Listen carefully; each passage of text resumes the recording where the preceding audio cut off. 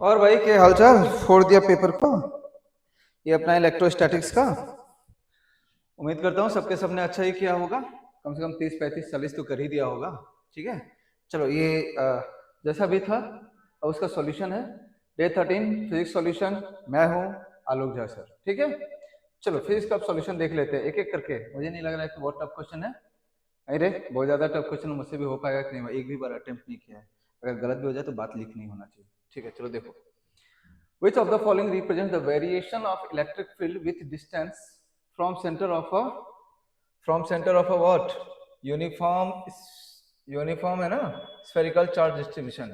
अच्छा, uniform spherical charge distribution है, मतलब कुछ ऐसा पूरा का पूरा ये यूनिफॉर्मली चार्ज।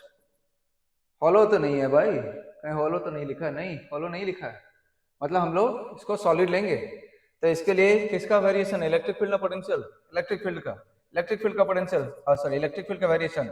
इस सेंटर पे कितना होता है? 0। अंदर में किस तरह का वेरिएशन होता है? अंदर में बोल E directly proportional to R, बाहर में बोल E inversely proportional to R square.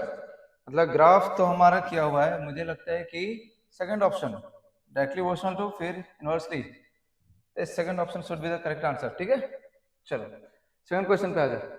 Electric field at a distance R from the center of a short dipole, okay, on an axial point is E, axial point पर E है। electric field at same distance from dipole at equatorial point, at equatorial point भाई, at equatorial point क्या लग रहा है?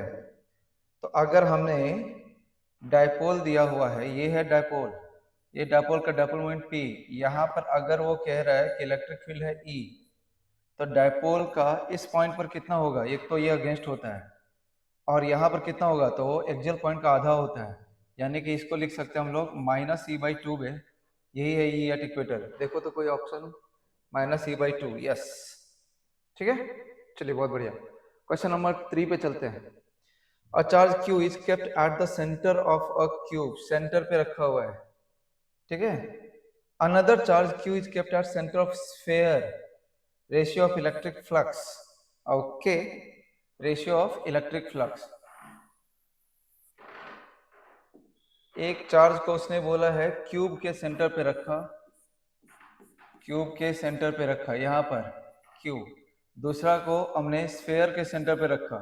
यहाँ से जो सारे लाइंस जाएंगे तो यानी टोटल फ्लक्स कितना होगा? Q by epsilon not. यहाँ से भी जो टोटल फ्लक्स होगा वो भी कितना हो जाएगा? क्यू बाई एप्सिलॉन नॉट, क्योंकि ये चार्ज बाय चार्ज जो अंदर में रहता है दैट बाय एप्सिलॉन नॉट। तो रेशियो तो बन जाना चाहिए 1:1, तो रेशियो बन जाना चाहिए 1:1, फर्स्ट ऑप्शन। चलिए फोर्थ क्वेश्चन पे आते हैं। Electric flux through the Gaussian surface S as shown in the figure is Q1 plus Q2 by epsilon naught, Q1 plus Q2। मतलब यहाँ पर देखो तो यहाँ पर इसको एक ऐसा करके एक सरफेस दिया हुआ है, एक चार्ज है यहाँ पर है Q1, यहाँ पर है चार्ज Q2। तो फ्लक्स तो अंदर में जितना चार्ज है उतना ही होता है ना भाई, वही काउंट होता है। तो फ्लक्स तो यही वाला काउंट हो रहा है। ठीक है, electric field E on the Gaussian surface is due to, okay, मतलब वो हमसे पूछ रहा है कि इस पॉइंट पर इलेक्ट्रिक फील्ड किसके किसकी वजह से होगा। तो यस, फ्लक्स सिर्फ अंदर वाले चार्जेस की वजह से होता है, लेकिन इलेक्ट्रिक फील्ड जो है वो सारे चार्जेस जो प्रेजेंट होते हैं सबका होता है। मतलब Q1 Q2 तो है ये, Q3 Q4 Q5 जो है यहाँ पर अगल बगल में, Q3 Q4 Q5 ये सब सभी का होता है। इलेक्ट्रिक फील्ड तो ऑल चार्जेस का ही होगा, समझ में आता है?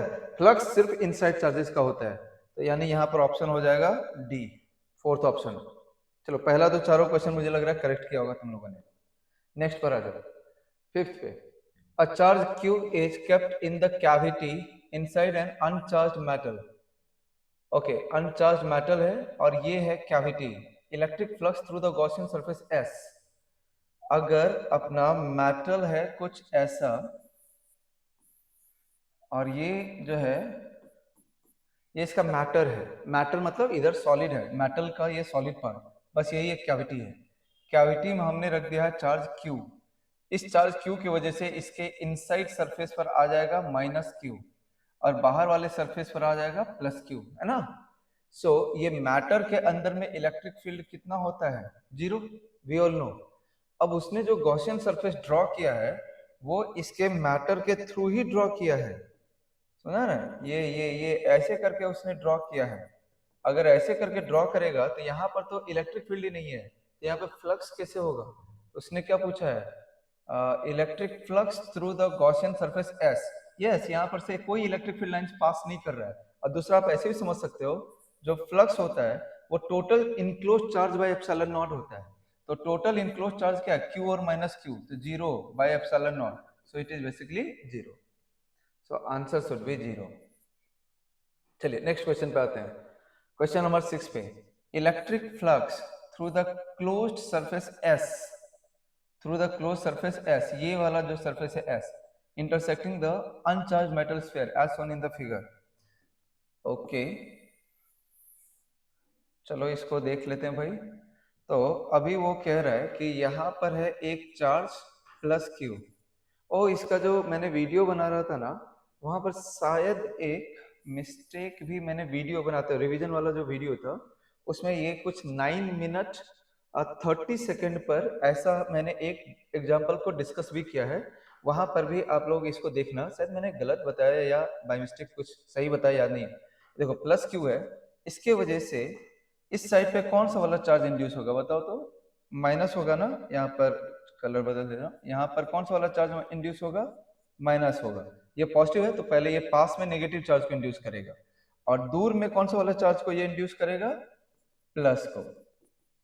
समझ में आता है? अब जो वहां पर गॉसियन सरफेस बना के रखा है, दैट गॉसियन सरफेस इज, वो तो यहां से पास कर रहा है ऐसे करके।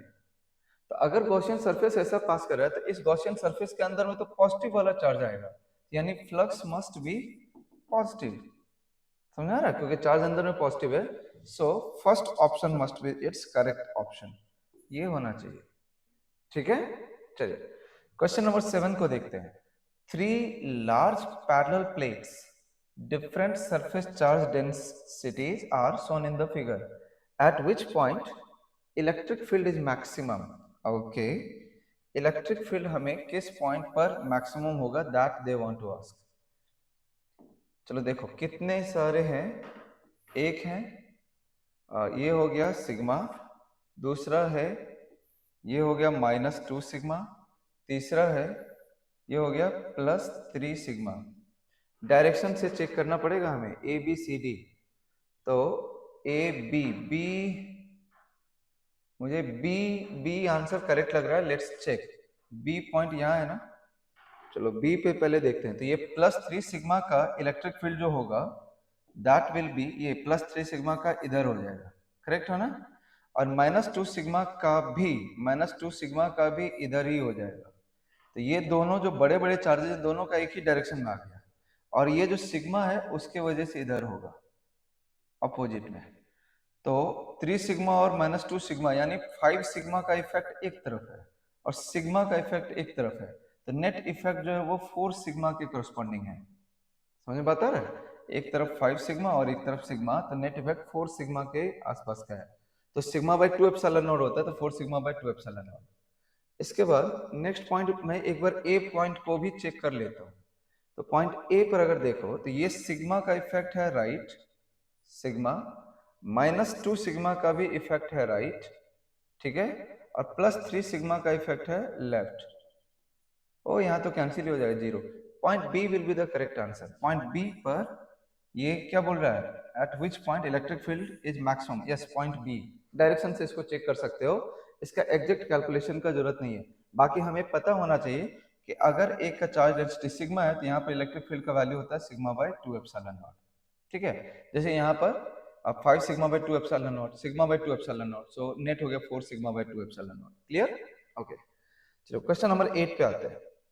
If phi equals to E dot ds over a surface is 0, अगर phi equals to E dot ds अगर 0 यानी फ्लक्स ही अगर 0 है, तो इसका मतलब हो गया किसी एक सरफेस पर, तो किसी एक सरफेस पर अगर 0 है तो जितना नंबर ऑफ फ्लक्स लाइंस अंदर जा रहा है ना, जितना अंदर जा रहा है उतना ही नंबर ऑफ लाइंस बाहर भी आ रहा है। ये option D will be the correct answer.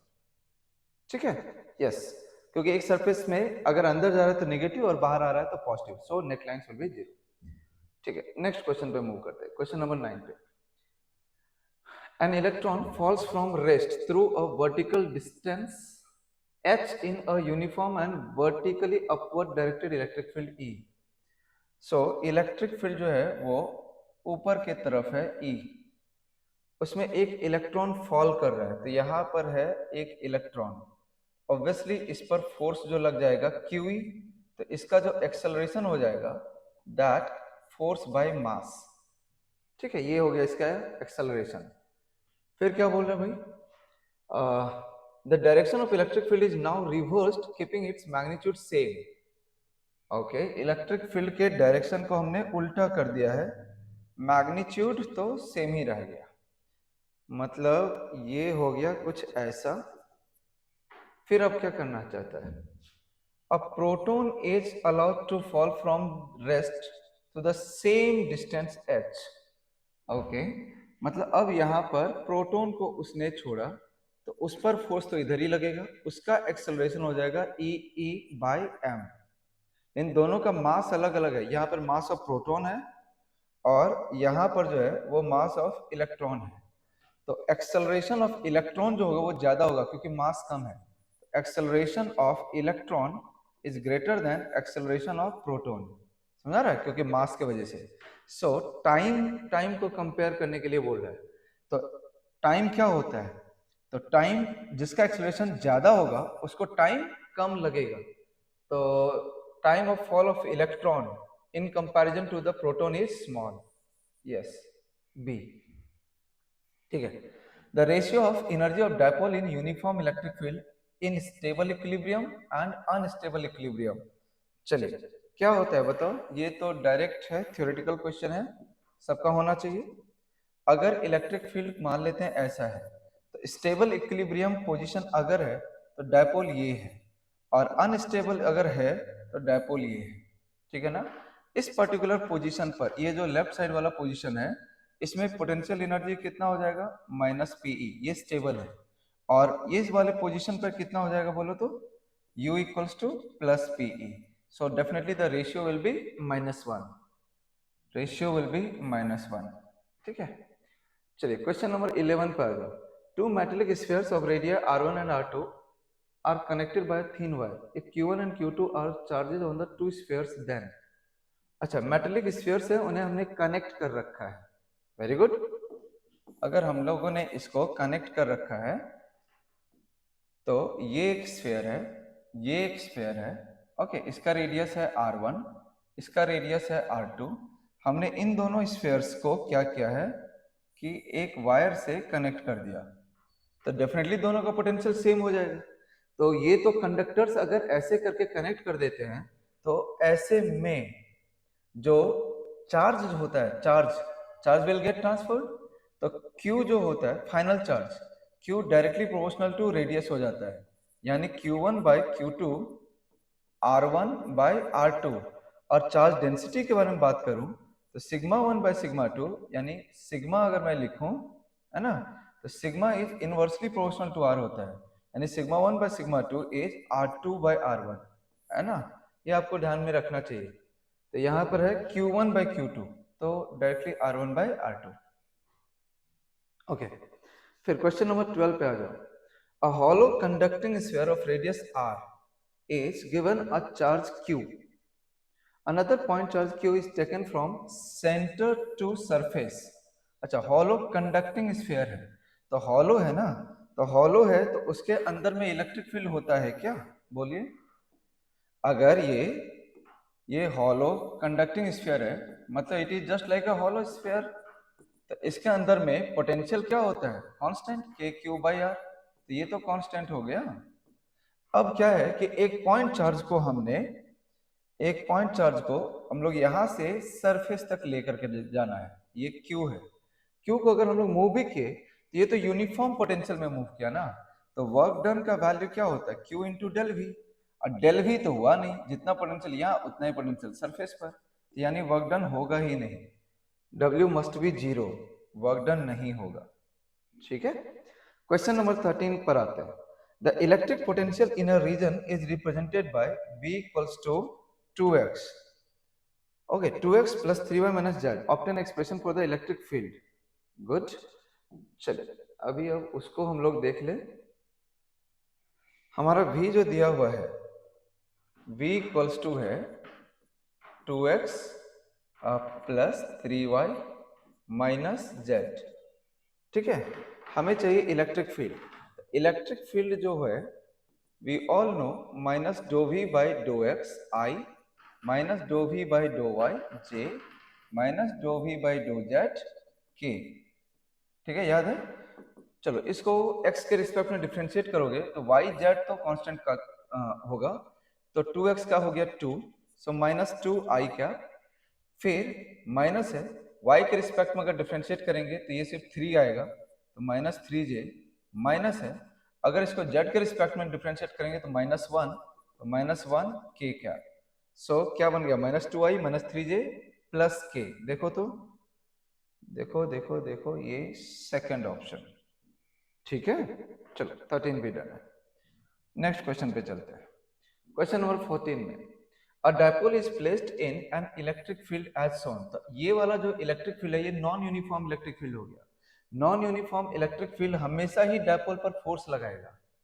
Clear है? तो ये जो इलेक्ट्रिक फील्ड है ये इलेक्ट्रिक फील्ड नॉन यूनिफॉर्म है, तो इसमें जब भी तुम डायपोल को रखोगे ना तो डायपोल है यहाँ पर है प्लस क्यू और यहाँ है माइनस क्यू। ठीक है, तो इस पर तो फोर्स लगेगा। अब किधर फोर्स लगेगा वो हमें देखना है। अब देखो ये इस पर फोर्स, ये जिधर पे तुमको ज्यादा इलेक्ट्रिक फील्ड दिखे ना वहां पे फोर्स को फाइंड करो।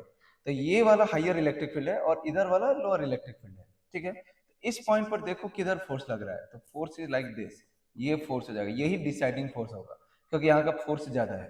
तो इसके वजह से ये डायपोल मूव करेगा राइट। ठीक है, राइट वर्ड इसका मूवमेंट होगा, और एक डायपोल हमेशा ही कुछ ऐसे मूव करता है so that potential energy will decrease. तो towards right it's potential energy will decrease, यही होना चाहिए। ठीक है, चल नेक्स्ट 15 पर आ जाते हैं। 27 drops of same size are charge to 220 volt, they combine to form a bigger drop, calculate the potential of the bigger drop. ठीक है, ओके तो ऐसे में हम लोगों को क्या करना है, छोटे ड्रॉप का अगर पोटेंशियल भी है स्मॉल ड्रॉप का और इसको मिला करके हमने बड़ा ड्रॉप बनाया, ये मान लो v डैश है, तो potential of bigger drop is n raise to power 2/3 times potential of smaller drop. याद रखना है इसको। तो n के जगह पर कितना है 27 रेज टू पावर 2/3 इंटू यहाँ v मान लो, ये 3 क्यूब है यानी 9 इंटू v होना चाहिए। अब v का वैल्यू दिया है 220, 9 इंटू 220, इतना तो तुम लोग सॉल्व कर ही लोगे। तो 1800 1900 के आसपास का आना चाहिए। एक बार ये मैच कर लेना सॉल्व करके।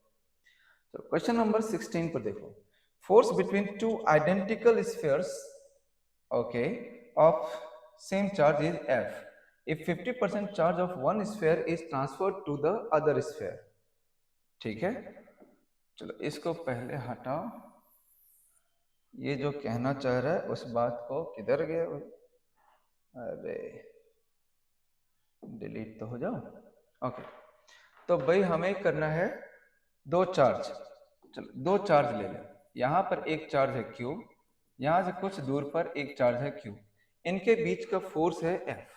तो F को हम लोग लिख सकते हैं कि Q स्क्वायर बाई इसके बीच का डिस्टेंस को D मान लो, तो D स्क्वायर। ठीक है, अब कह रहे 50% of the charge is transferred, तो अगर 50% मतलब क्या, आधा, तो 50% यहाँ से अगर उधर की तरफ जाता है, यहाँ से 50% को ट्रांसफर करना है, तो यहाँ पर बच जाएगा Q में से आधा गया तो Q/2 बचा, और दूसरी जगह पर इसका आधा जब वहाँ ऐड होगा तो Q प्लस Q/2 हो जाएगा, तो यानी वो हो जाएगा 3Q/2। समझ में आता है? और डिस्टेंस तो वही है, तो इनके बीच के फोर्स को हम अगर लिखें F डैश, तो ये लिखेंगे कि Q/2 इंटू 3Q/2, तो ये हो जाएगा 3Q² by 4 by D square. तो ये जो है 3/4 टाइम्स क्या बन गया, के Q square by D square, इसी को हम लोग एफ बोल देंगे। तो 3/4 टाइम्स क्या बन गया, ये एफ। ऐसा कोई ऑप्शन देखो, यस। चलो 17 पे आ जाओ। If the electric flux entering and leaving a close surface is phi1 and phi2, then electric charge inside the surface will be, okay.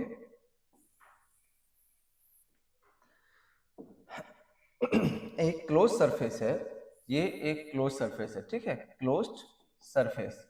इसमें क्या हो रहा है कि लाइंस अंदर आ रहा है और बाहर जा रहा है। तो जो लाइंस अंदर आ रहा है ना, उसका नंबर है phi1, और जो लाइंस बाहर जा रहा है उसका नंबर है phi2। तो हम लोग सबको पता है कि टोटल फ्लक्स जो होता है, total flux equals to charge enclosed by epsilon naught. ये Q है, QEN मतलब इनक्लोज्ड, ठीक है। अब टोटल फ्लक्स को क्या लिखोगे, तो इसको प्लस और इसको माइनस, यानी ये हो गया phi2 minus phi1 equals to Q by what, epsilon naught. तो Q इक्वल्स टू कितना हो जाएगा, एप्सिलॉन नॉट को इधर लाओ, मल्टीप्लाई करो, phi2 minus phi1। Hope so answer आ जाना चाहिए, यस, सेकंड ऑप्शन। ना अब 18 पर आ जाओ। 2 माइनस, अच्छा 2 coulomb minus 3 coulomb minus 4 coulomb and 5 coulomb are separately placed at the four corners of a square, okay, square पर प्लेस किया है। which of the following statement is zero? अब कौन सा स्टेटमेंट जीरो है भाई, ठीक है। तो पहले स्क्वायर बना, ये है स्क्वायर, कितना कितना चार्ज है, 2 -3 -4 और 5, okay, which of the following statement is true for the point of intersection of the diagonals? Diagonal का इंटरसेक्टिंग पॉइंट मतलब सेंटर, ओके, सेंटर पर अगर मैं बात करूं तो इसका पोटेंशियल सबसे डिस्टेंस तो बराबर ही होगा ना, ये हर एक डिस्टेंस को r मान ले रहा हूं। तो पोटेंशियल को मुझे देखने दो पहले, के क्यू बाई आर, के इंटू के क्यू बाई आर, आर को कॉमन ले लो, के क्यू बाई आर में यहाँ 2 है, वहाँ -3 है, इसका हो गया -4, सबको ऐड करते जा रहा हूँ, +5 है, तो ये हो गया 0। तो पोटेंशियल तो 0 होगा, पोटेंशियल 0 ऐसा दो ऑप्शन में है। अब इलेक्ट्रिक फील्ड को चेक करते हैं। इलेक्ट्रिक फील्ड के लिए ये 2 का प्लस है तो इधर जाएगा, माइनस है -4 का भी इधर जाएगा, 2 और -4 का हो गया, ओके। अब मैं बात करना चाह रहा हूँ इस 5 का उधर जाएगा और -3 का भी उधर ही जाएगा। ऑब्वियसली दोनों जो है ऑपोजिट डायरेक्शन में तो नहीं है, मतलब इसका नेट तो 0 नहीं होगा। Electric field at centre is not equal to 0, ऐसा कोई ऑप्शन, यस, सेकंड, ठीक है। चलो नेक्स्ट पेज पे चलते हैं, 19 पे। As shown in figure, on bringing a charge Q from point A to B, from B to C, work done is 2 and -3। ये ऐसे गया फिर ऐसे गया, यहाँ से यहाँ तक जाने में 2 का वर्क हुआ, यहाँ से वहाँ तक जाने में -3 जूल का वर्क हुआ। अब C से A तक भी लाया है, कितना वर्क डन होगा, work done in bringing the charge from C to A, यही है C, यही है A, है ना। तो भाई ये तो राउंड पाथ हो गया, राउंड पाथ पर मतलब साइक्लिक पाथ पर, क्योंकि कंजर्वेटिव फोर्स है ना, तो वर्क टोटल कितना होना चाहिए, 0। तो अगर टोटल वर्क 0 होना चाहिए, ये वाले को मान लेते हैं, इसमें जो वर्क डन है ये WCA वो लिख लेते हैं। तो टोटल वर्क में पहला AB वाला लिखो 2, फिर BC वाला लिखो -3, फिर ये वाला लिख लेते हैं WCA इक्वल टू 0। तो WCA इक्वल्स टू कितना हो गया, 1। तो 1 1 1, ठीक है। 20 पे आ जाओ। To concentric conducting spheres of radii r1 and r2, the outer radius is given a charge q, the charge appearing on the inner sphere will be, अच्छा अंदर वाले को हमने अर्थ किया है, ओके। अगर हम लोगों ने ऐसा, अगर इसको अर्थ कर दिया और इस पर चार्ज कितना रखा है, q। देखो अर्थिंग का तो एक डायरेक्ट इफेक्ट होता है ना, कि जिसको भी तुम अर्थ करोगे वहां का पोटेंशियल कितना हो जाएगा, 0। लेकिन अब बात ये है कि ये तो चार्ज है पॉजिटिव अब पॉजिटिव चार्ज है तो उसका पोटेंशियल भी तो होगा पॉजिटिव, यानी अगर टोटल पोटेंशियल है 0, मतलब पक्का है कि इस पर जो टोटल चार्ज है वो है नेगेटिव, ये अर्थ का है ना। मान लेते हैं ये चार्ज का वैल्यू है x, लेकिन वो होना चाहिए नेगेटिव, तो नेगेटिव में ये तो है नहीं, ये हो नहीं सकता, या तो b होगा या तो c होगा। तुक्का कैसे मार सकते हो ये भी मैंने सिखाया। मान लो वो ट्राई करने का मन नहीं है तो तुक्का भी मारा जा सकता है। अब बस बात यह है कि x का वैल्यू क्या होगा। ओके, रेडियस इसका कितना है देखते हैं, r1, उसका देखो r2। अब यहाँ का पोटेंशियल लिखो भाई एट इनर सरफेस। तो अगर चार्ज x है तो k x बाई r1, ये इसका पोटेंशियल हो गया। इसी पॉइंट पर वो बाहर वाले का भी चार्ज, उसका भी पोटेंशियल लिखो, plus k q by inside point है ना, तो r2 इक्वल टू कितना हो गया 0। यहां से आ गया k x by r1 equals to minus k q by r2, k हटा दे, x निकाल दे, x equals to r1 by r2, minus तो मैं बता ही रहा था माइनस आएगा, x equals to minus r1 by r2, yes ये वाला हो जाएगा। ठीक है, चलो 21, two adjacent conductors carrying the same charge can be at different potentials. अगर चार्ज सेम है तो क्या दोनों के पोटेंशियल अलग अलग हो सकते हैं या सेम होना जरूरी है। दो अलग अलग कंडक्टर्स हैं तो भाई कंडक्टर के तो साइज अलग अलग भी हो सकता है। तो अगर चार्ज Q है इस पर भी Q है तो इसका पोटेंशियल होगा के क्यू बाई r1, इसका हो जाएगा के क्यू बाई r2। ये तो इसका साइज यानी रेडियस पे डिपेंड करेगा। Can be at different potential, yes correct है। अगर रीजन क्या बोल रहे हैं, the conductors may have different sizes and hence different capacitances. Yes, capacity अलग अलग है क्योंकि रेडियस अलग अलग है, सो पोटेंशियल भी अलग अलग है। ओके, इसमें कुछ लोग ए पर जाएंगे और कुछ लोग जो है वो बी पर भी जा सकते हैं क्योंकि बी में तो कैपेसिटेंस पे बात किया है। आंसर में क्या दिया है रे भाई, आंसर तो मुझे पता नहीं है, लेकिन रीजन जो है मैं फिलहाल जाऊंगा ए के तरफ, क्योंकि अगर डिफरेंट कैपेसिटेंस होगा तभी डिफरेंट पोटेंशियल होगा। तो मुझे रीजन जो है वो असर्शन के तरफ जाता हुआ दिख रहा है, that's why I will go with option A. ठीक है, आप लोग चेक करके मुझे बताना, मैं भी देख लूंगा इसके बाद। 22, मतलब आज देखता, लेकिन ये तुम लोगों का ही जो एक वीडियो था ना उसी में ये दिन भर मेरा वो निकला है, बहुत परेशान भी हुआ। चलो 22 को देखो, 2 point charges 9q and q are kept 16 centimetre apart. चलो देखते हैं, 2 पॉइंट चार्जेस है 9q and q, 9q and q, और इनके बीच का गैपिंग है 16 सेंटीमीटर। ठीक है, where should a third charge q be placed so that the system remains in equilibrium. Okay, third charge को अगर हमें प्लेस करना है तो वो third charge must be in between, क्योंकि दोनों चार्ज का नेचर सेम है ना। तो अगर नेचर सेम रहता है तो जो तीसरा चार्ज चाहिए वो एक तो इसके ऑपोजिट नेचर का यानी माइनस वाला होना चाहिए और कहीं ना कहीं इन्हीं के बीच में होना चाहिए। तो ये जो चार्ज है वो 9q के पास होना चाहिए, क्योंकि एग्जैक्टली मिड में नहीं होगा, इसका इस चार्ज का मैग्नीट्यूड ज्यादा है, इसलिए वो चार्ज नहीं, वो चार्ज है वो छोटे चार्ज के पास में होना चाहिए, ये होना चाहिए, यहाँ पर होना चाहिए अपना लोकेशन। अगर टोटल 16 है तो ये 8 नहीं होगा, इधर का डिस्टेंस कम और इधर का डिस्टेंस ज्यादा, और ये जो थर्ड चार्ज होना चाहिए this must be some negative charge.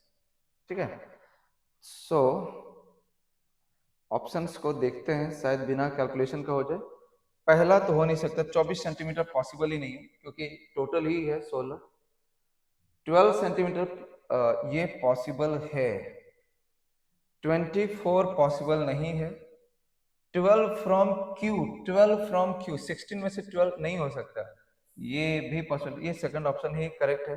ये देखो ऑप्शन से ही एलिमिनेट हो गया, समझ में आ रहा है, ये ऑप्शन से ही एलिमिनेट हो गया, हम लोगों ने इसको सॉल्व ही नहीं किया।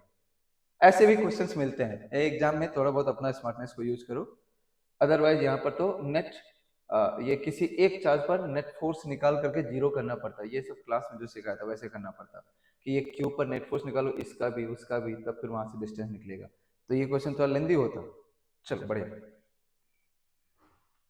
23, electric charge is uniformly distributed over a long straight wire of radius 1 mm. The charge per centimeter length of wire is q. Okay, a cylindrical surface of radius 50 centimeter and length 1 meter. कैसे कैसे language use किया है। ये है एक wire, इसका charge पर centimetre दिया हुआ है q, चार्ज q है पर सेंटीमीटर। फिर इसके चारों तरफ में दे रखा है एक सिलेंडर। ये है एक सिलेंडर, जिस सिलेंडर का लेंथ दे रखा है, हमें तो लेंथ से ही काम है, लेंथ है 1 मीटर। तो ये हो गया 1 मीटर, 1 मीटर मतलब हो गया 100 सेंटीमीटर। सो बेसिकली इसके अंदर में टोटल कितने चार्ज आ गए, तो पर सेंटीमीटर में क्यू है, तो 100 सेंटीमीटर में कितना चार्ज हो जाएगा, 100 क्यू। ठीक है, तो वो पूछ क्या रहा है, total flux passing through the cylindrical surface. तो टोटल फ्लक्स तो यही है, charge enclosed by epsilon naught, तो 100 Q by epsilon not, simple है। एंड लैंग्वेज अजीबोगरीब सा है। ठीक है, 24 को देखते हैं अब। The total flux associated with the given cube will B, इस क्यूब से, और सारे के सारे चार्जेस जो है वो कॉर्नर पर हैं, दिख रहा है। तो कॉर्नर पर जब भी चार्ज होता है उसका कितना फ्रैक्शन काउंट होता है रे, इसका 1/8 फ्रैक्शन काउंट होता है, 1/8। फेस पर होता है तो 1/2, एज पे होता है तो 1/4 फ्रैक्शन काउंट होता है। यहाँ कॉर्नर पर दिया हुआ है। तो एक काम करो कि हमसे जो वो टोटल फ्लक्स पूछ रहा है, टोटल फ्लक्स इक्वल्स टू क्या होता है, total charge by epsilon naught. तो ये जो टोटल चार्ज हमें लिखना है, तो सारे चार्जेस को जोड़ दो, उसका 1/8 कर दो, या नीचे में सीधा सीधा 8 एप्सिलॉन नॉट कर दो, 1/8। नहीं समझाना बात, मैं समझाता हूँ। मैंने आपको बोला कि 1/8 फ्रैक्शन ऑफ ये टोटल चार्ज ही काउंट होगा। ठीक है, डिवाइड बाय एप्सिलॉन नॉट था ही। तो यहाँ पर टोटल चार्ज को ऐड कर दो। तो यहाँ पर देखो 4 है, 2 है, 1 है, 3 है, 5, 7, 8, 6, सबको ऐड कर दो यहाँ पर, है ना। ये सबको ऐड कर दो, डिवाइड बाय 8, वो इनसाइड आ गया, डिवाइड बाय एप्सिलॉन नॉट, और यहाँ 1/एप्सिलॉन नॉट का वैल्यू दिया हुआ है। सो सीधा सीधा रखोगे, आंसर आ जाएगा। ठीक है, मुझे ये मैं आप लोगों के लिए छोड़ दे रहा हूँ।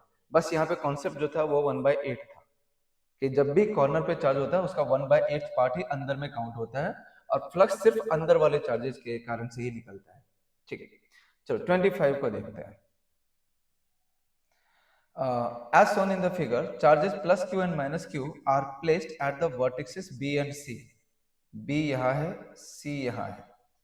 ठीक है, of an isosceles triangle, the potential at vertex a, the potential at vertex a,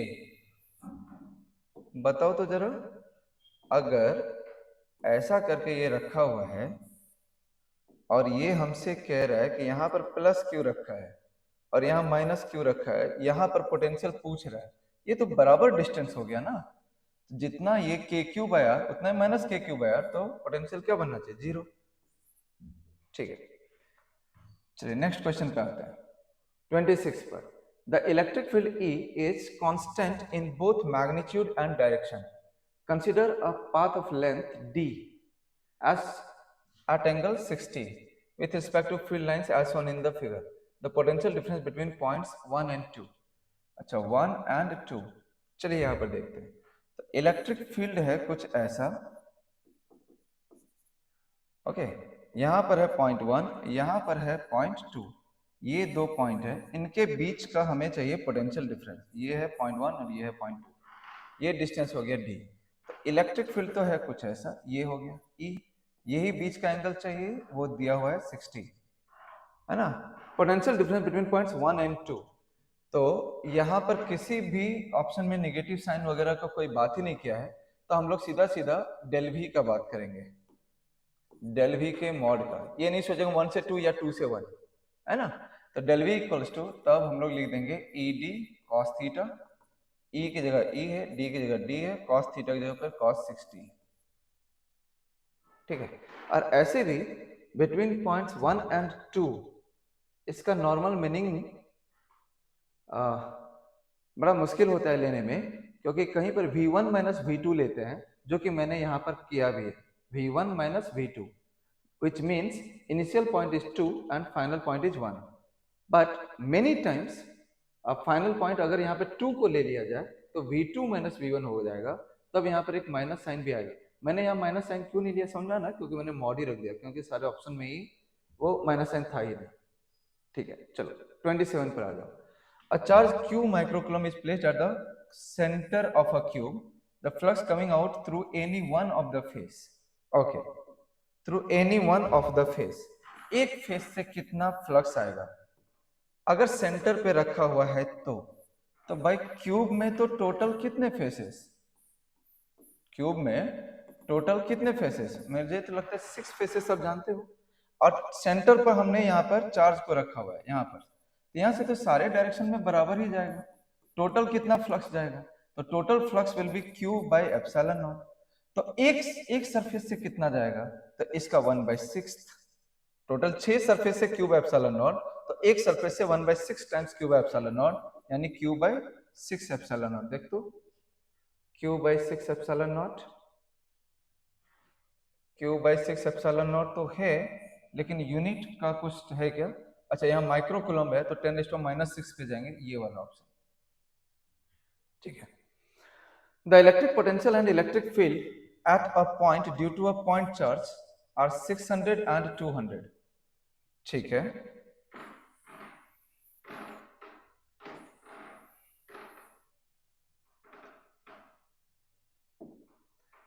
तो कितना था इलेक्ट्रिक फील्ड, किधर गया क्वेश्चन, यस इलेक्ट्रिक फील्ड बोलो तो इलेक्ट्रिक फील्ड हो गया 600, और पोटेंशियल नहीं इलेक्ट्रिक पोटेंशियल हो गया 600, क्या यार, इलेक्ट्रिक पोटेंशियल है 600, V हो गया 600 और इलेक्ट्रिक फील्ड हो गया है 200, ठीक है। तो हम लोगों को एक पॉइंट चार्ज के लिए, तो पॉइंट चार्ज से ये अगर Q है, यहाँ पर ध्यान से देखना, E कॉस्ट होता है KQ बाई आर स्क्वायर और V होता है KQ बाई आर, ठीक है ना। तो E into R equals to V बन जाता है, ठीक है। सो बेसिकली R यहाँ से हमारा निकल जाता है V बाई E करके, है ना। तो V है हो गया 600 बाय E हो गया 200, तो यानी ये हो गया 3, R तो हमारा निकल गया। अब इसके बाद then magnitude of the point charge will be, अब मैग्नीट्यूड ऑफ पॉइंट चार्ज अगर निकालना है तो इलेक्ट्रिक फील्ड का वैल्यू तो हमें पता ही है ना, इलेक्ट्रिक फील्ड को चाहे पोटेंशियल का वैल्यू को, जो भी आसान लगता है, यही वाला आसान मुझे लग रहा है 600 वाला, ठीक है। तो इसका मतलब K Q by R equals to कर दो 600, हैंस क्यू इक्वल्स टू तो निकाल लोगे, क्यू हो जाएगा बोलो 600 इंटू आर बाई के, कितना हो गया 600 इंटू आर के जगह पर आ गया 3 बाई के जगह पर 9 इंटू 10⁹, तुम लोग सॉल्व कर पाओगे, है ना। तो कौन सा वाला ऑप्शन आएगा वो तुम लोग मिला लेना, मुझे लग रहा है ये वाला 2 वाला आएगा, ठीक है। क्वेश्चन नंबर 29 को देखते हैं। In the figure force on charge at A in the direction normal to BC, normal to BC is, कौन सा वाला है रे, तो ये कुछ ऐसे करके दिया हुआ है, यहाँ पर चार्ज है Q, यहाँ पर भी चार्ज है Q, यहाँ पर भी चार्ज है Q, इस चार्ज पर किधर फोर्स लग रहा है ये तो पूछ रहा है।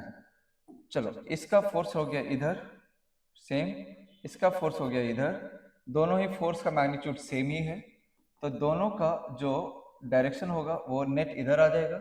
एंगल 60 डिग्री का बन रहा है, दो फोर्स अगर इक्वल मैग्नीट्यूड के, दो फोर्स अगर 60 डिग्री पर है तो रिजल्टेंट जो हो जाएगा डायरेक्टली √3 इंटू एफ लिख पाएंगे, तो √3 इंटू एफ की जगह पर के क्यू स्क्वायर बाय ये डिस्टेंस कितना दिया हुआ ए, हो गया इतना ही है। In the direction normal to BC। BC कहाँ है? B ये हो गया, C ये हो गया, तो BC के परपेंडिकुलर ही तो नेट, कोई दिक्कत ही नहीं है। तो ऑप्शन क्यों नहीं मैच कर रहा है भाई? मैच कर रहा है ये फोर्थ ऑप्शन। चलो 30 को देखते हैं। Two particles each of mass m is attached to the two ends of a massless rigid rod, non conducting है, लेंथ l। चाहता क्या है? दो पार्टिकल्स है, दोनों को कनेक्ट किया है मासलेस रिजिड रॉड के उस पे। चलो एक यहां पर, एक यहां पर, यहां पर भी Q है, यहां पर भी Q है, मास है m। Now what? The two particles carry charges plus Q and minus Q। अच्छा वहां Q है, यहाँ माइनस Q है। This arrangement is held in a region of uniform electric field such that the rod makes a small angle theta with the field. चलो मान लेते हैं electric field जो है वो कुछ ऐसा है, ऐसा हो गया, ये हो गया electric field and this particular angle is theta. Theta less than 5 degree मतलब छोटा है। The time period of the rod is okay. तो ये तो एक डायपोल ही हो गया है ना, ये एक डायपोल ही है। तो डायपोल मोमेंट कितना हो जाएगा? तो Q इंटू डी। तो Q इंटू दोनों के बीच का डिस्टेंस दिया हुआ है L, तो Q इंटू एल हो गया। टॉर्क बताओ, टॉर्क होता है PE साइन थीटा। तो PE साइन थीटा, थीटा छोटा है तो ऑलमोस्ट थीटा लिख सकते हैं। P की जगह पर हो गया QL into E into theta, तो ये टॉर्क हो गया। अब ये छोटा एंगल है, इसके वजह से यहाँ पे ये ऑसिलेशन तो आएगा ही, तो इसको हम लोग अब लिख सकते हैं आई ओमेगा स्क्वायर थीटा। समझ आ रहा है? अगर ये ऑसिलेट करेगा तो जैसे मान लो लीनियर एसएचएम को m ओमेगा स्क्वायर एक्स लिखते हैं, वैसे एंगुलर एसएचएम को क्या लिखेंगे? m ओमेगा स्क्वायर एक्स की जगह आई ओमेगा स्क्वायर थीटा। तो इस टाउ को स्क्वायर ये लिखो equals to Q L E theta. तो यहां से अपना थीटा थीटा कैंसिल हो गया, ओमेगा कितना निकल करके आ गया? ये तो क्वेश्चन तो बहुत अच्छा आ गया। तो ओमेगा स्क्वायर पहले लिख लेते हैं, omega square is Q L E by I, Q L E by I. बहुत बढ़िया, ओमेगा तो निकल गया। अब टाइम पीरियड होता है 2 पाई बाई ओमेगा, करेक्ट हो? टाइम पीरियड हो गया 2 पाई बाई ओमेगा, तो ये स्क्वायर को इधर रूट कर देना और उल्टा करेंगे तो ये बनेगा I by Q L E. Correct है? ऐसा कोई ऑप्शन देखते हैं? I by Q L E, I तो दिया नहीं है, मतलब हमें आई का वैल्यू रखना पड़ेगा। तो मोमेंट ऑफ इनर्शिया, तो इसका मोमेंट ऑफ इनर्शिया को कितना लिखोगे? तो ये तो पॉइंट मासेस है, रॉड मत मानना क्योंकि रॉड मासलेस है, ये पॉइंट मास है, ये डिस्टेंस हो गया L/2, तो उसका मोमेंट ऑफ इनर्शिया हो जाएगा m इंटू L/2 का स्क्वायर, यानी mr स्क्वायर होता है ना, ml स्क्वायर बाई 4, और इसका भी हो जाएगा वही L/2, तो ml स्क्वायर बाई 4। तो टोटल मोमेंट ऑफ इनर्शिया हो गया ml square by 4 plus ml square by 4। तो I के जगह पर हम लोग रख सकते हैं, I के जगह पर रिप्लेस कर सकते हैं ml स्क्वायर बाई 2। तो 2 pi root I by Q L E. चलो पहले नेक्स्ट पेज पे लेते हैं, 2 pi root I by Q L E, T equals to 2 pi root I by Q L E. So 2 pi root ये हो गया M L square by 2, 2 into Q into L into E. अब match हो जा रे भाई, 2 पाई बाहर है, एक एल काट दिया, एम एल आ गया, 2QE, मुझे पहला ही ऑप्शन मैच होता हुआ दिख गया। ठीक है, चलिए क्वेश्चन नंबर 31 पे जाओ। If N electric dipole is placed in a electric field generated by a point charge, अगर इलेक्ट्रिक डायपोल को हमने पॉइंट चार्ज के इलेक्ट्रिक फील्ड में रखा है, बताओ पॉइंट चार्ज का इलेक्ट्रिक फील्ड किस नेचर का होता है? क्या वो यूनिफॉर्म या नॉन यूनिफॉर्म? नहीं बोलने से नहीं होगा। तो एक पॉइंट चार्ज का electric field is always non uniform, है ना। अब एक नॉन यूनिफॉर्म इलेक्ट्रिक फील्ड में अगर हम लोग डायपोल किसी भी पोजीशन पे रख दें तो इस पर तो फोर्स लगेगा, तो फोर्स तो इस पे लगेगा। The net electric force on the dipole must be zero, नहीं लगेगा। The net electric force on the dipole may be zero, अबे नहीं होगा जीरो, कभी जीरो होगा ही नहीं।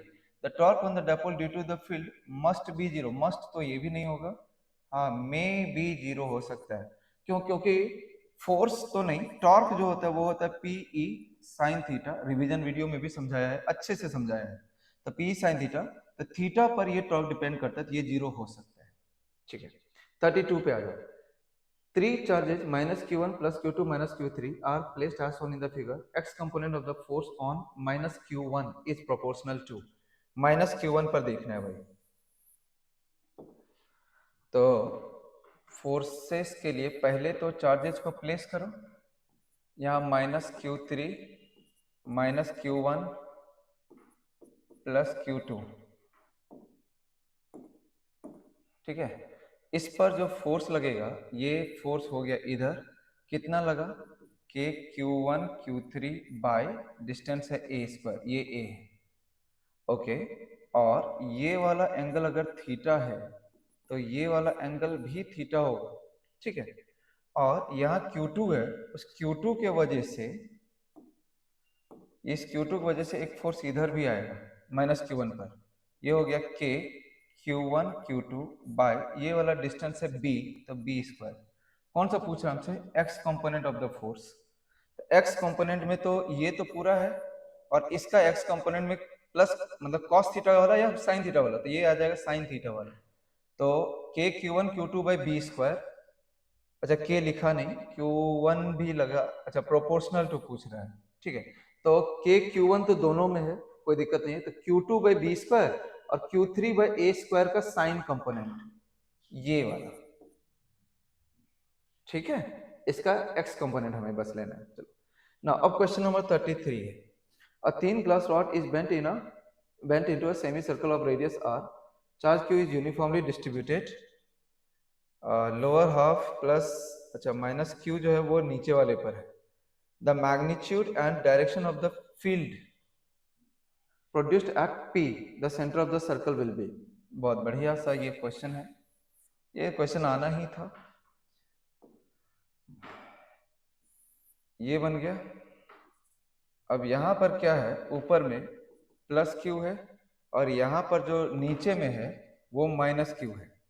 अभी हमसे वो सेंटर पर पूछ रहे हैं, तो सेंटर पे अगर हम लोग देखेंगे इलेक्ट्रिक फील्ड का, पहले वो प्लस क्यू वाले का लिखो। तो प्लस क्यू, पहले ये चार्ज वाले का आपको याद है ना, याद करवा दे, Q by 2 pi square epsilon naught are square, है ना, क्यू के टर्म्स में। तो इसके वजह से, ये प्लस क्यू की वजह से एक ये कंपोनेंट आएगा, क्यू बाई मतलब Q by 2 pi square epsilon naught are square. एक ये भी कंपोनेंट आएगा same, Q by 2 pi square epsilon naught are square. अब ये माइनस क्यू वाले का देखो, माइनस क्यू वाले का भी एक कंपोनेंट इधर ही आएगा, सेम मैग्नीट्यूड का आएगा, तो इसको 2 टाइम्स कर देता हूँ। और एक कंपोनेंट इधर आएगा, यही सेम स्ट्रेंथ का, तो ये और ये तो कैंसिल आउट हो जाएंगे, समझा। तो नेट फील्ड जो होगा वो सिर्फ ये वाला बचेगा, क्योंकि ये दोनों तो कैंसिल हो गए, है ना। तो एक ही डायरेक्शन में गया डाउनवर्ड, कितना हो गया 2q, 2 खत्म हो जाएगा, q by pi square epsilon naught are square.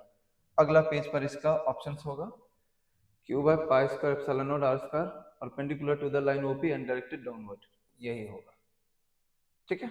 चलिए नेक्स्ट 34 देखो। 3 charges q plus q are placed at the vertices of a right angle isosceles triangle as shown in the figure.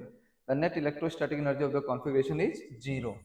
Then q is equal to, अच्छा यहाँ पर जो आपको 3 charges दिया हुआ है, q है, स्मॉल q है, ये वाला डिस्टेंस है a, ये a, तो ये हो गया a√2।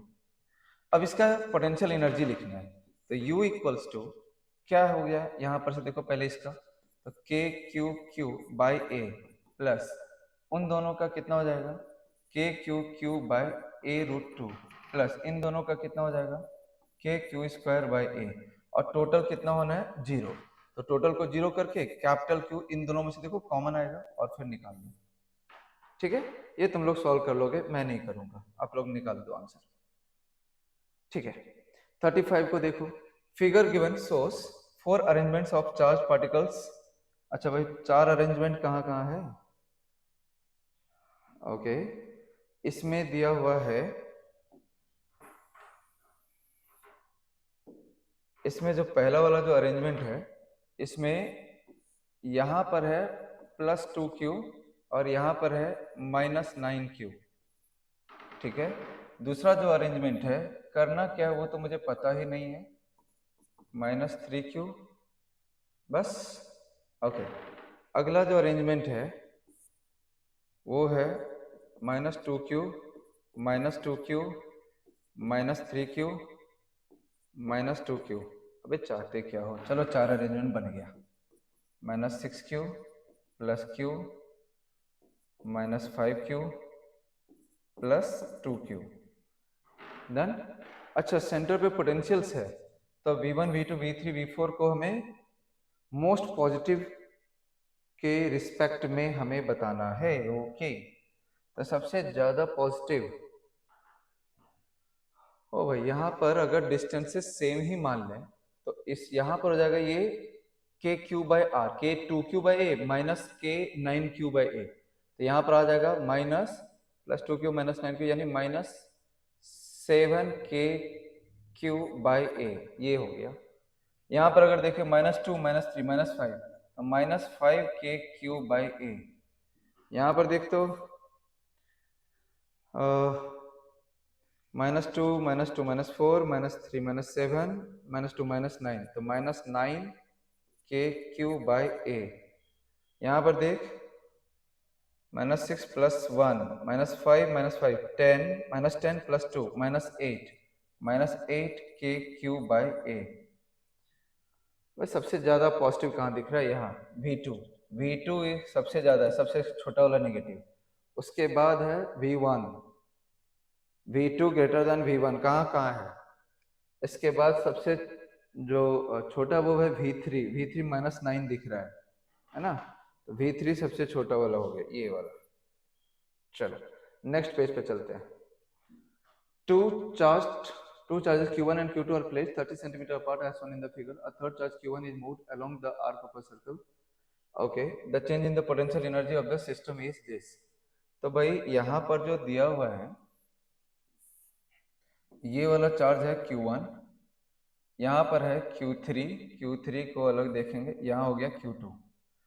अभी हमें Q3 को, यहाँ है Q3, उसको यहाँ से यहाँ तक मूव करवाए एक सर्कल पे, ये हो गया Q3 जो मूविंग चार्ज। ठीक है, तो change in the potential energy of the system, तो Q1 से जितना पहले डिस्टेंस था उतना ही तो बाद में भी डिस्टेंस हुआ। ये जैसे ये 40 है तो बाद में भी ये 40 पूरा है ना, तो बाद में भी तो यहाँ पर 40 हुआ।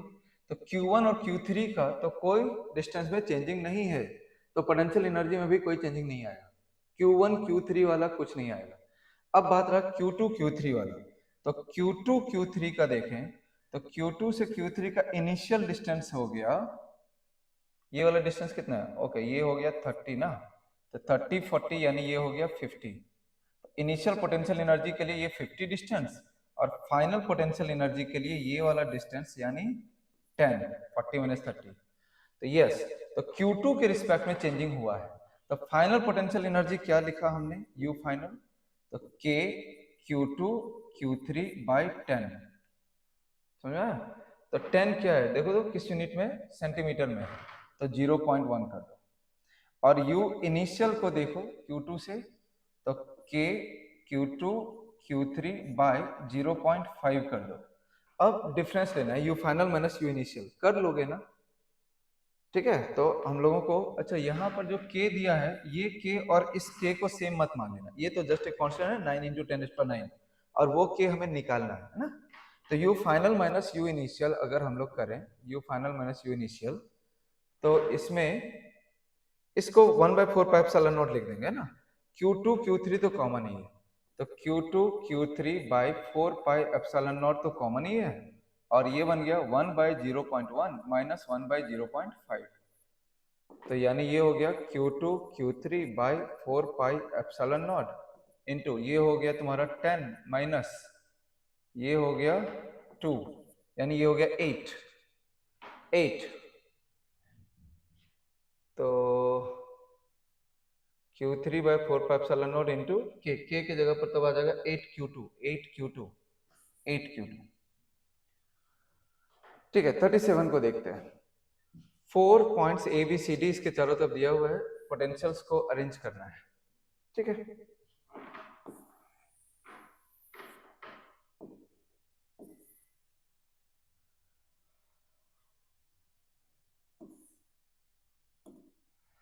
है। हम लोगों के सामने यहाँ पर है प्लस क्यू, यहाँ पर है माइनस क्यू, तो एक जो पॉइंट है वो है ऊपर में, तो बताओ यहाँ पर पॉजिटिव पोटेंशियल बनेगा, यहाँ पर जीरो बनेगा, यहाँ पर नेगेटिव पोटेंशियल बनेगा और यहाँ पर भी जीरो बनेगा। तो बताओ सबसे ज्यादा पोटेंशियल कहाँ पर हुआ? इस जगह पर वी ए, ये पॉइंट ए है।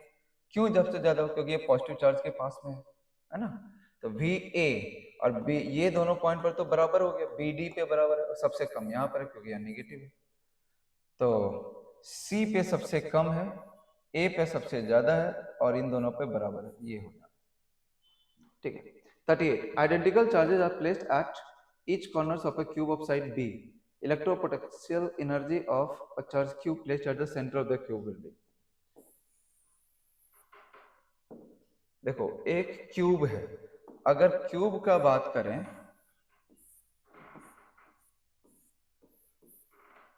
ठीक है, क्यूब का अगर हम लोग बात करते हैं तो क्यूब में सेंटर से लेकर के किसी भी वर्टेक्स का अगर डिस्टेंस बात करोगे, अगर साइड लेंथ बी होता है तो ये जो इसका पूरा डायगोनल होता है वो होता है √3b।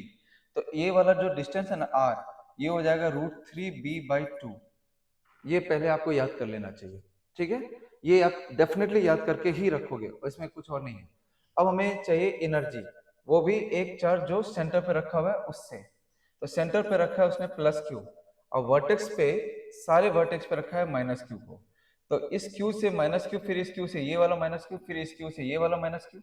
तो मतलब ऐसे कितने पेयर्स बन जाएंगे? तो टोटल 8 वर्टेक्स है, तो 8 पेयर बनेगा। तो पहले एक का लिख लेते हैं, तो के क्यू माइनस क्यू है तो माइनस आ जाएगा, माइनस के क्यू स्क्वायर बाई डिस्टेंस के जगह पर आ जाएगा √3b/2।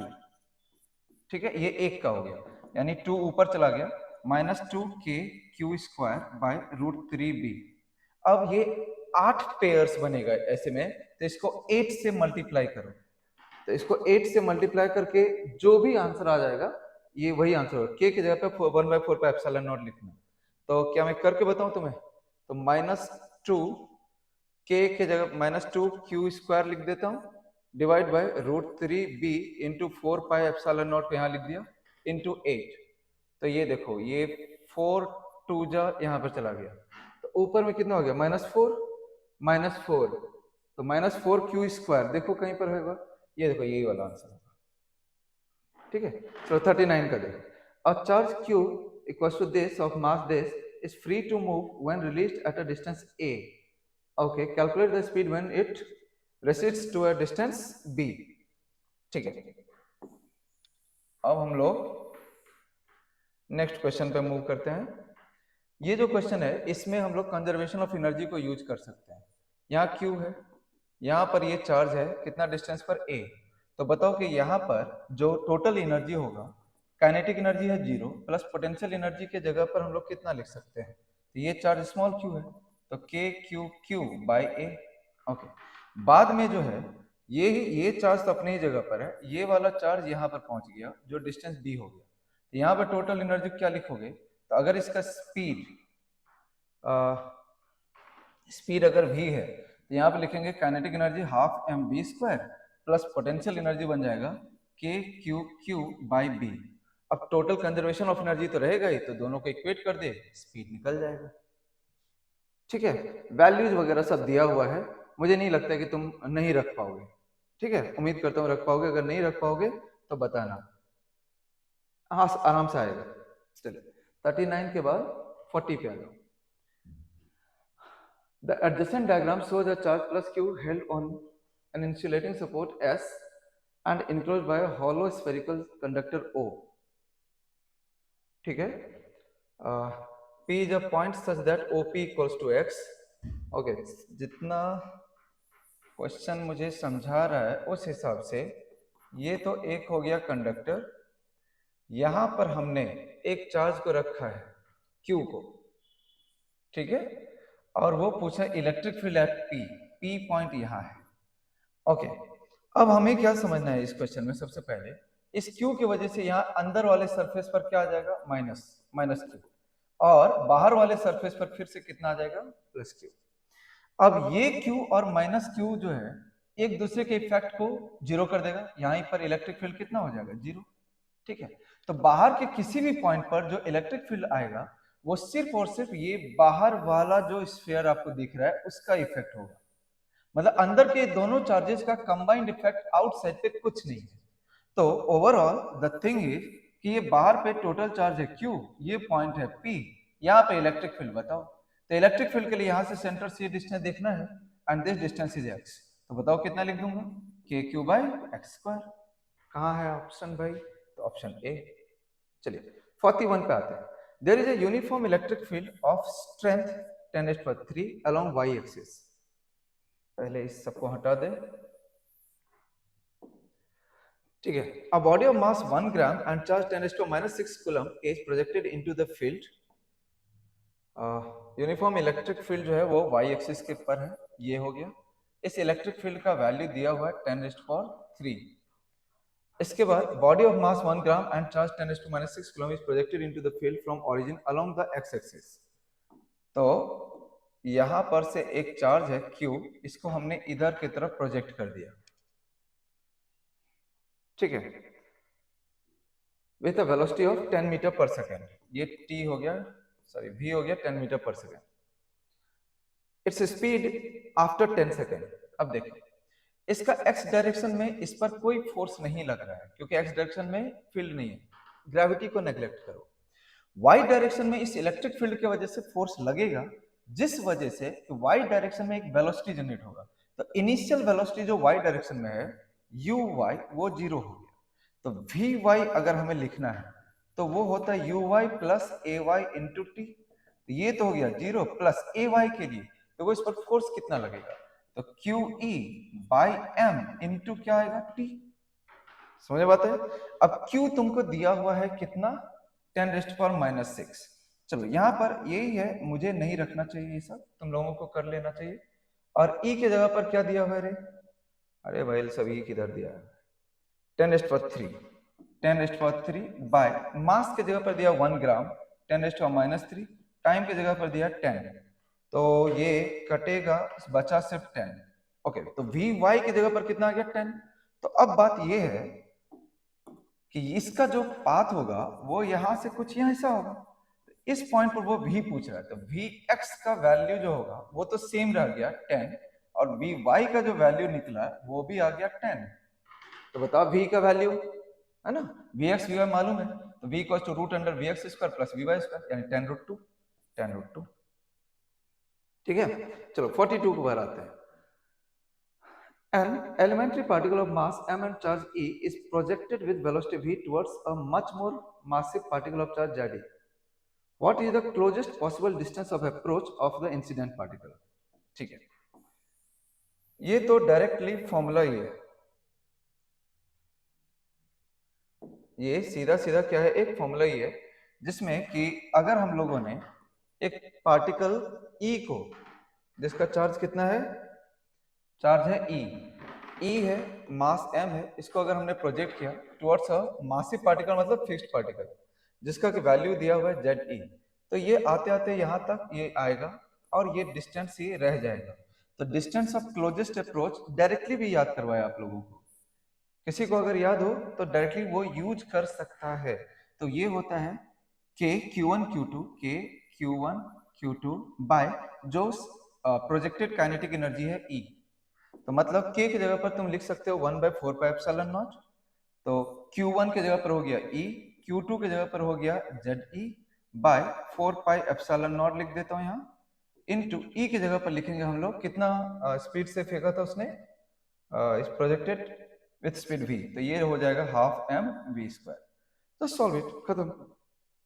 तो ये 2 से यहाँ पर आ गया 2, तो ZE² बाय ZE² 2πε0 mv², पहला ही ऑप्शन, ठीक है। चलिए नेक्स्ट पेज पे चलते हैं। When a charge placed at a corner of a square, when a charge is placed at corner of a square, एक स्क्वायर है, इसके कॉर्नर पर हमने एक चार्ज को प्लेस किया, यहां पर प्लेस किया, ठीक है। The flux passing through the square will be zero, obviously, क्योंकि सारे लाइंस जो हैं वो इसके पैरेलली निकल जाएंगे। कोई भी इलेक्ट्रिक फील्ड लाइन जो है वो इस स्क्वायर को पास नहीं करेगा। और अगर हम फॉर्मूले से भी जाएं तो फ्लक्स जो होता है E डॉट ए होता है ना, तो E A cos थीटा से भी जाएंगे तो इलेक्ट्रिक फील्ड इधर है और स्क्वायर का जो एरिया है वो इसके परपेंडिकुलर जाएगा, तो बेसिकली ये थीटा का वैल्यू बनेगा 90 डिग्री। समझ में आया? तो असर्शन तो करेक्ट है। Reason, when electric field and area vector are perpendicular to each other then flux passing through that surface will be zero, दोनों ही करेक्ट, ठीक है। चलो 44, an electric dipole experiences maximum force in uniform electric field when it is placed with its axis at right angle to the field direction. बिल्कुल, ये भी बात क्या सही बोल रहे हैं क्या? कह रहा है एक इलेक्ट्रिक डायपोल जो है वो एक्सपीरियंस करता है मैक्सिमम फोर्स को, force in a uniform electric field. Uniform electric field में तो फोर्स ही जीरो हो जाता है भाई, तो ये तो जीरो है, ये तो सॉरी रॉन्ग है। Reason, when the axis of a dipole is perpendicular to a uniform electric field then torque acting on it will be zero. अरे टॉर्क तो मैक्सिमम हो जाएगा, अगर थीटा 90 हो जाएगा तो टॉर्क तो मैक्सिमम होगा, पीई साइन थीटा ना, तो पीई साइन 90 पीई। अरे दोनों ही गलत हो गया क्या? ये तो डी हो जाएगा, बोथ आर फॉल्स। चलिए लास्ट क्वेश्चन को देखते हैं। 45, we can not find electric field from Gauss law for unsymmetric charge distribution. बड़ा ही केयरफुल रहना है भाई ऐसे लाइन में। वो बोल रहा है we can not find, we can not find, बात सही है भाई, क्योंकि अगर अनसिमेट्रिकल चार्ज डिस्ट्रीब्यूशन होता है तो उसमें एंगल का बड़ा पंगा आता है। तो इट इज सेड कि we can not find for all kinds of unsymmetrical charge distribution, तो ये ठीक ही बोल रहे हैं। ओके, रीजन क्या बोला? Gauss law is not applicable for unsymmetric, ये नहीं, गॉस लॉ इज एप्लीकेबल, तो ये रॉन्ग हो जाएगा। We can not find but Gauss law is applicable, ऐसा कोई ऑप्शन देखो। Assertion is true but reason is false, तो ऑप्शन सी। देखो अभी अब इसको हमने डिस्कस कर लिया, मुझे नहीं लगता कि अब इसमें कुछ भी रह गया है, फिर भी अगर कुछ दिक्कत लगता है तो आ जाओ डायरेक्टली मिल लो, ठीक है। चलो।